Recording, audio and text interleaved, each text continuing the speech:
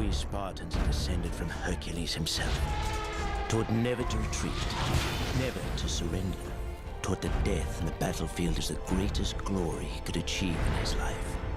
Spartans, the finest soldiers the world has ever known.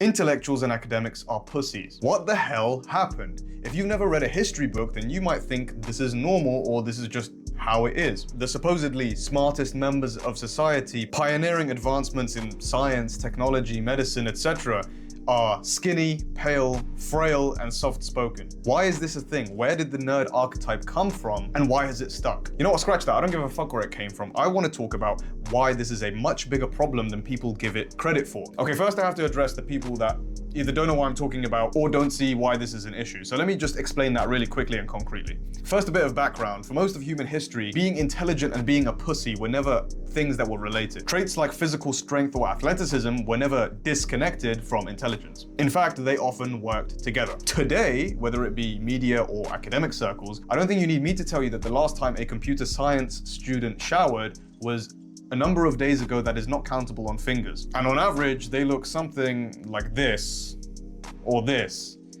And I'm not trying to attack a exaggerated archetype or character. Even in less extreme cases, my point is that the worlds of physical health and fitness and the intellectual world don't speak to each other. Now, sure, a lot of people are going to the gym nowadays, but that doesn't discredit my point. If you think about it, what these people are actually doing is being fitter despite studying physics or philosophy or business, not because of it. And that is precisely my point. You can still be in an intellectual circle, school, university, etc., but your physical and mental health are separate things. They're things that you choose or elect to do rather than being connected. And this is the issue. These two things are not disconnected. The body and the mind are two interconnected and highly interdependent systems. Helping one helps the other, and so on and so forth. It's a back and forth improvement to every aspect of your life. Now, that sounds pretty uncontroversial once I've built it up like that, but the thing is that nobody lives as if this is the case. It's one thing to agree with me on a YouTube video right now, it's another thing to actually live your life as if this is true, and nobody does the latter.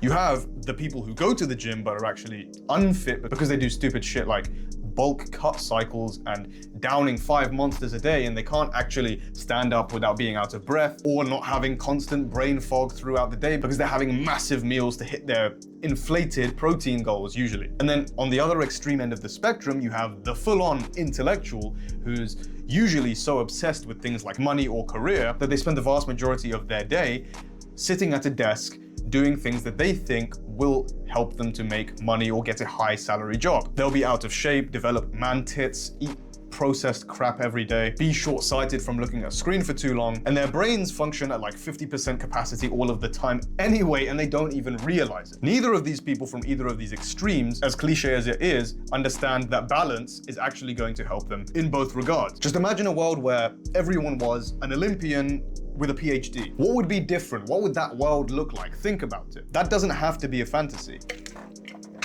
Anyway, to summarize, the simple message of this video is 1, the distinction between the athlete and the intellectual is societally constructed and actually relatively modern. 2, the mind and body are completely codependent systems and helping improve one improves the other. And 3, with this information, you can practically apply it to your own life and make everything that you do more effective. If you found this video useful, then subscribe to keep seeing more like it, and engage by liking and commenting so other people can also see it. Thank you for watching and have a nice day.